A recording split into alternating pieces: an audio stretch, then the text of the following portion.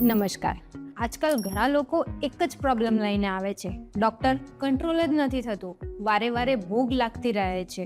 કેટલાક લોકો weight loss start કરે છે, 2 થી 3 દિવસ હેલ્ધી ખાવાનું ખાય છે, પણ પછી અચાનક જ ક્રેવિંગ્સ અને હંગર એટલી વધી જાય છે કે ડાયટ બ્રેક થઈ જાય છે.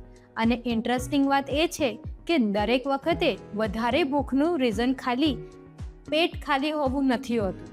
ઘણીવાર બોડીની અંદર કેટલાક મેટાબોલિક, હોર્મોનલ અને લાઇફસ્ટાઇલ રિલેટેડ ચેન્જીસ ચાલી રહ્યા હોય છે, જે એપેટાઇટને કન્ટિન્યુઅસલી ટ્રિગર કરતા રહે છે. એટલે આજે આપણે સમજીશું 5 ઇમ્પોર્ટન્ટ રીઝન જેના કારણે વધારે ભૂખ લાગવા લાગે છે.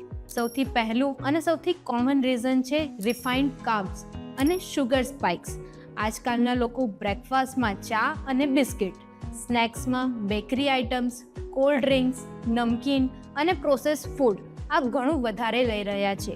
પ્રોબ્લેમ એ છે કે આ ફૂડ્સ બ્લડ શુગરને સડનલી સ્પાઇક કરી દે છે અને થોડી વાર પછી શુગર જલ્દી ક્રેશ પણ થઈ શકે છે.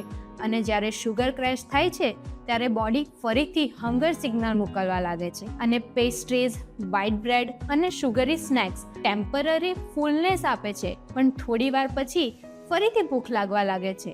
એટલે હોલ ગ્રેન, સલાડ, વેજીટેબલ અને પ્રોટીન રિચ મીલ વધારે સેટિસ્ફાઈંગ હોય છે. બીજો હિડન રીઝન છે પુઅર સ્લીપ. ઘણા લોકો લેટ નાઇટ મોબાઈલ યુઝ કરતા રહે છે, રાત્રે પ્રોપરલી સ્લીપ કમ્પ્લીટ નથી કરતા અને બીજા દિવસે ક્રેવિંગ સડનલી વધી જાય છે. સ્લીપ અને હંગર હોર્મોનનું ડાયરેક્ટ કનેક્શન હોય છે. બોડીમાં ગેલિન નામનું હોર્મોન એપેટાઇટ વધારે છે અને લેપ્ટિન ફૂલનેસ સિગ્નલ આપે છે. પુઅર સ્લીપના લીધે હંગર હોર્મોન ડિસ્ટર્બ થઈ શકે છે અને અનનેસેસરી ઇટિંગ વધી શકે છે. એટલે 7 થી 8 કલાકની પ્રોપર સ્લીપ એપેટાઇટ કંટ્રોલ કરવા માટે ખૂબ જ ઇમ્પોર્ટન્ટ મનાય છે. ત્રીજો ઇમ્પોર્ટન્ટ રીઝન છે hormonal imbalance. Specially PCOD, thyroid problem અને ઇન્સ્યુલિન રેઝિસ્ટન્સમાં એક્સેસિવ હંગર કોમન હોઈ શકે છે. ઘણા પેશન્ટ કહે છે સેલેડ અથવા લાઇટ ફૂડથી પેટ જ નથી ભરાતું, વારે વારે કાર્બ્સ ખાવાનું મન થાય છે. આ ખાલી વિલ પાવરનું ઇશ્યુ નથી હોતું. ઘણીવાર હોર્મોન્સ પણ એપેટાઇટને અફેક્ટ કરી રહ્યા હોય છે. જો એક્સેસિવ હંગર સાથે weight gain, irregular periods, fatigue અથવા હેરફોલ પણ હોઈ શકે છે, તો પ્રોપર ટેસ્ટ ઇમ્પોર્ટન્ટ હોય છે. ચોથો હિડન રીઝન છે સ્ટ્રેસ અને ઇમોશનલ ઇટિંગ. તમે નોટિસ કર્યું હશે, જ્યારે માઇન્ડ રિલેક્સ હોય છે ત્યારે કંટ્રોલ ઇઝી લાગે છે, પણ સ્ટ્રેસના લીધે સડનલી શુગરી અને ઓઇલી ફૂડની ક્રેવિંગ્સ વધી જાય છે.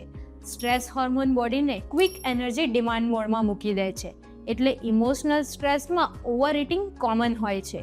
આયુર્વેદમાં માઇન્ડ અને ડાયજેશનના કનેક્શન બહુ ઇમ્પોર્ટન્ટ આપ્યો છે. જ્યારે સ્ટ્રેસ અને એન્ઝાયટી વધે છે તો એપેટાઇટ અને મેટાબોલિઝમ બંને અફેક્ટ થઈ શકે છે. મેડિટેશન, યોગા અને બ્રીધિંગ એક્સરસાઇઝ એપેટાઇટ કંટ્રોલમાં ડાયરેક્ટલી હેલ્પફુલ બની શકે છે.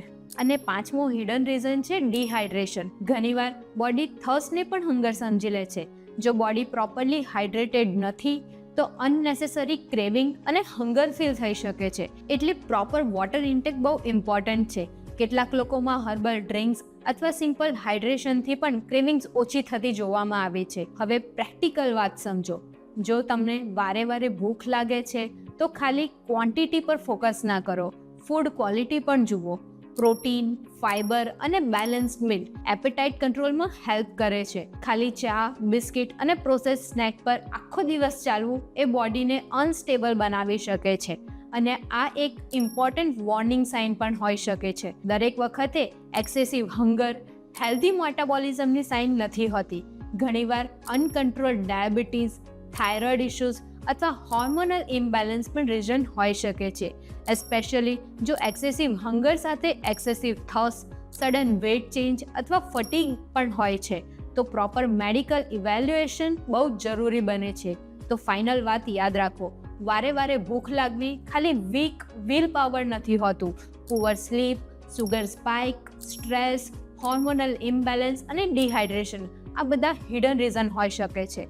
જો એકચ્યુઅલ રીઝન સમજીએ ને લાઇફસ્ટાઇલ ઇમ્પ્રૂવ કરવામાં આવે તો એપેટાઇટ નેચરલી બેટર કંટ્રોલ થઈ શકે છે. અગર તમને એક્સેસિવ હંગર, ક્રેવિંગ અથવા મેટાબોલિઝમ રિલેટેડ કોઈ પણ ડાઉટ હોય તો કમેન્ટ સેક્શનમાં જરૂરથી પૂછો. વિડીયો યુઝફુલ લાગ્યો હોય તો સેવ કરો, શેર કરો અને આવી જ પ્રેક્ટિકલ હેલ્થ નોલેજ માટે સબસ્ક્રાઇબ કરો.